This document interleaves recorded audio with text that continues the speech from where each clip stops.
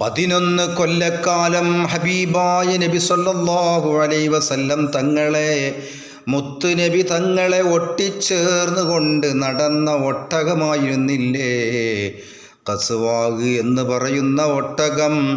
ആ ഒട്ടകം ഹബീബായ നബി സല്ലല്ലാഹു അലൈഹി വസല്ലം തങ്ങൾ റബീഉൽ അവ്വൽ 12 വഫാത്തായ ശേഷം പിന്നെ ഖസ്വ എന്ന് പറയുന്ന ഒട്ടകം അത് വെള്ളം കുടിച്ചിട്ടില്ല, ഭക്ഷണം കഴിച്ചിട്ടില്ല. അങ്ങനെ ഹബീബായ നബി തങ്ങൾ ഈ ലോകത്തോട് വിട പറഞ്ഞ ദുഃഖഭാരത്താൽ പട്ടിണി കിടന്നുകൊണ്ട് മുത്തുനബി തങ്ങൾ വഫാത്തായ ദുഃഖത്തിൽ വെള്ളവും ഭക്ഷണവും ഒന്നും കഴിക്കാതെ മരണപ്പെട്ടു പോയ വാഹനമല്ലേ നബി തങ്ങളുടെ വാഹനമല്ലേ ഖസ്വാഗ് എന്ന് പറയുന്ന ഒട്ടകം.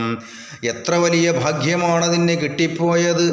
ആ മൃഗത്തിൻ്റെ ബുദ്ധി പോലും ഇല്ലാത്ത, നാൽക്കാലിയുടെ വിവേകം പോലും ഇല്ലാത്ത ഇവിടുത്തെ മുജാഹിദ്ദിന് വഹാബിക്ക് ഇല്ലാതെ പോയി എന്ന് പറയുമ്പോൾ, ആ മൃഗത്തിൻ്റെ ബുദ്ധി പോലുമില്ലാത്ത മുജാഹിദുകൾ ജനങ്ങളെ നിങ്ങളെ പിഴപ്പിക്കാൻ അടുത്തുകൂടുമ്പോൾ ശ്രദ്ധ വേണേ.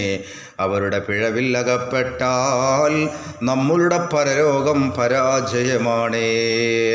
ഹബീബായ നബി തങ്ങളെ പ്രിയം വെക്കുന്നവരിൽ അല്ലാഹു റബ്ബുൽ ഇസ്സ നമ്മെ ഉൾപ്പെടുത്തുമാറാവട്ടെ. അതാണ് ഖസ്വാഗ് എന്ന് പറയുന്നൊരു മൃഗത്തിൻ്റെ സ്നേഹം കണ്ടോ ഹബീബായ നബി തങ്ങളെ.